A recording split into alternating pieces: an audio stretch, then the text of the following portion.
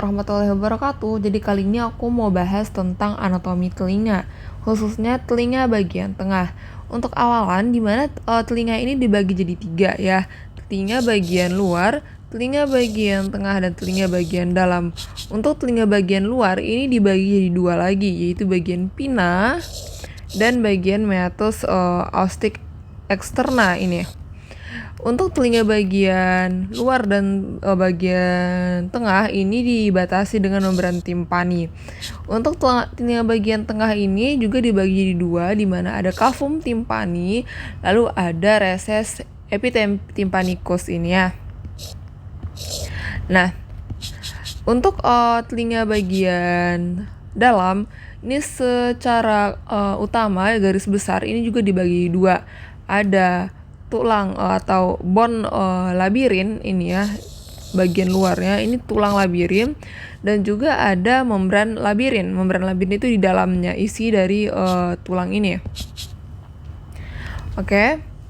Kita langsung aja untuk anatomi telinga tengah, di mana telinga tengah ini bentuknya kayak kubus ya. Ini kita bagaikan kubus. Untuk batas-batasnya dulu ya, di mana untuk bagian yang terbuka ini bagian lateral dari cavum timpani itu yaitu batasnya membran timpani ya. Lalu untuk bagian medial ini, bagian medial ini ada batas-batasnya 5 organ. Ada canalis semicircularis, lalu ada canalis facialis, kemudian ada fenestra vestibuli atau oval window, kemudian ada promontorium, kemudian ada fenestra cochlea atau round window. Kemudian ini tadi bagian medial ya. Kemudian ada bagian superior di atas. Ini disebut juga dengan tegmental wall yang memisahkan cavum timpani dengan rongga kranial atau dengan organ-organ otak di atas ya. Itu bagian superior. Kemudian ada bagian inferior ini.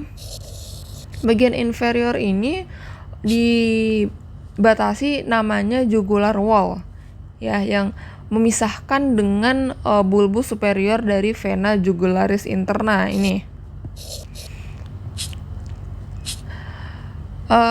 Di sini juga di dinding jugular ya, jugular wall juga memisahkan terdapat timpani canalicule yang ini tuh berupa kanal kecil tempat lewatnya cabang timpani dari nervus glossopharyngeus ya. Kemudian ada bagian anterior. Bagian anterior itu bagian depan ini ya. Bagian depan atau yang disebut juga dengan carotis wall. Ini yang memisahkan dari tuba eustachius. Ya. Tuba eustachius, lalu juga ada musculus tensor timpani di bagian superiornya. Kemudian juga ada memisahkan dengan arteri carotis interna. Bagi 3 besar ini ya. Kemudian setelah di bagian superior ada bagian posterior atau yang disebut juga dengan mastoid wall yang memisahkan cavum timpani dengan mastoid, tulang mastoid di belakangnya. Oke. Itu tadi untuk batas-batasan dari cavum timpani. Dimana isi dari timpani, cavum timpani itu adalah tulang-tulang pendengaran ininya. Nah, yang perlu pertama di sini ada malleolus ya. Kemudian ada incus dan ada stapes. Nah, ini nanti yang menempel dengan membran timpani. Yang perlu kita ingat, ini ada struktur dari malleolus itu manubrium malleoli, di mana manubrium malleoli nanti yang akan menempel dengan membran timpani ya, yang nantinya akan membentuk struktur umbo di membran timpani. Kemudian juga ada proses anterior dan juga proses lateral yang juga menempel di pars flaccid di membran timpani. Kemudian di tengahnya ada tulang incus dan juga ada setelahnya ada tulang stapes. Basis stapes inilah yang menempel ke yang menghubungkan dengan telinga bagian dalam nantinya. Nah, ini untuk membran timpani. Secara garis besar, membran timpani ini dibagi jadi dua, ada pars flaccida dan juga ada pars tensa ini ya. Ini tadi umbo inilah tadi yang tempat penempelan dari manubrium Malei ya.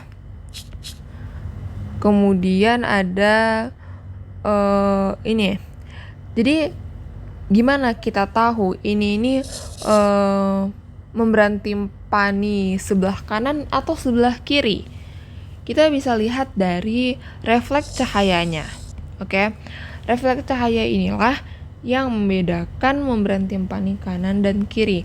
Kalau refleks cahaya ini kan ke arah jam 5 ya, ke arah jam 5. Arah jam 5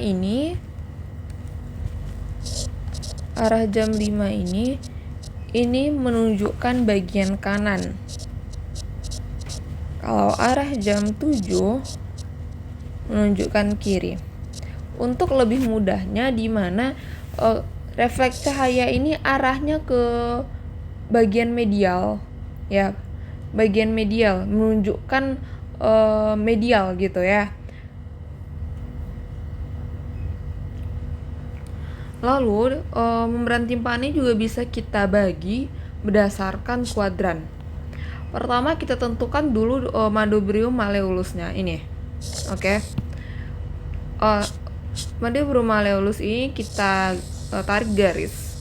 Nah, di mana bagian medial, ini kan bagian medial. Dari mana kita tahu ini bagian medial? Salah satunya bisa kita lihat dari arah ini ya, refleks cahaya tadi ya. Dan ini bagian lateral. Nah, bagian medial ini kita sebut dengan bagian dari anterior ya. Dan lateral dari manubrium malleoli ini posterior. Lalu kita bagi lagi, kita tarik garis lagi di umbo. Ini kan umbo. Di sini umbo ke arah refleks cahaya. Jadi nantinya membran timpani kita bagi jadi 4 kuadran ya. Oke. Ini bagian sini anterior, bagian sini posterior. Lalu setelah kita tarik garis lurus dari umbo, bagian ini kita sebut dengan superior.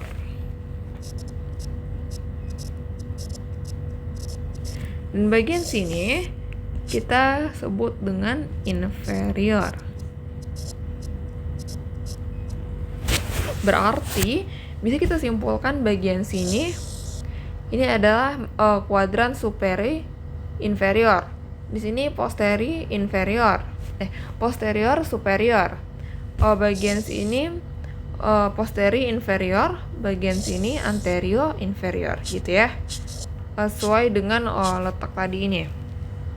Inilah juga yang menentukan nanti kalau ada perforasi.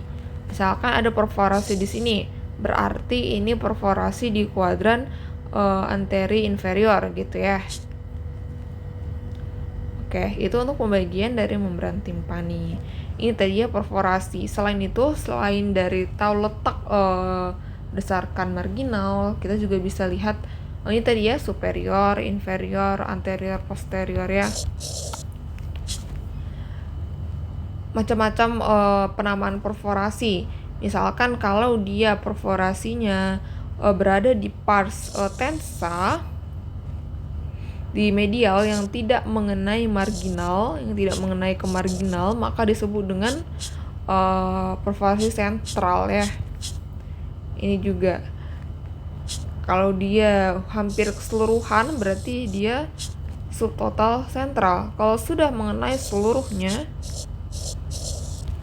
udah total perforasi. Kalau mengenai pars flaccid dinamakan dengan perforasi atik.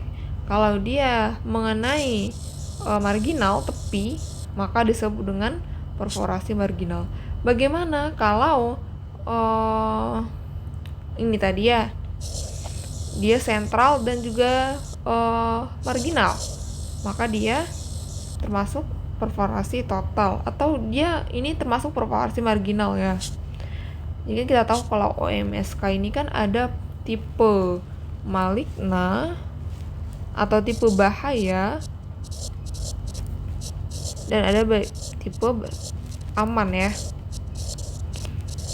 Bahaya itu kan biasanya kalau dia perforasinya di marginal atau atik. Yang mengenai atik ini mengenai pars flaccid ya. Sementara kalau aman ini sentral aja, tidak mengenai marginal ya. Kalau udah kena marginal berarti dia bahaya. Kenapa marginal ini termasuk tipe bahaya? Karena maksudnya perforasi biasanya kan ada kolesteatom tipe bahaya tuh. Nah, kolesteatom ini sifatnya akan mendestruksi tulang mastoid. Akhirnya tujuannya dia akan mendestruksi tulang mastoid. Kalau dia ada perforasi di marginal, kolesteatomnya akan mudah masuk dan nanti akhirnya mengenai tulang mastoid itu. Tapi kalau dia di sentral, maka kolesteatomnya, atau bahkan kalau sentral jarang ya ada kolesteatom, dia pergerakannya akan lebih terbatas, seperti itu ya. Oke, mungkin sekian. Salah kurangnya saya mohon maaf. Assalamualaikum.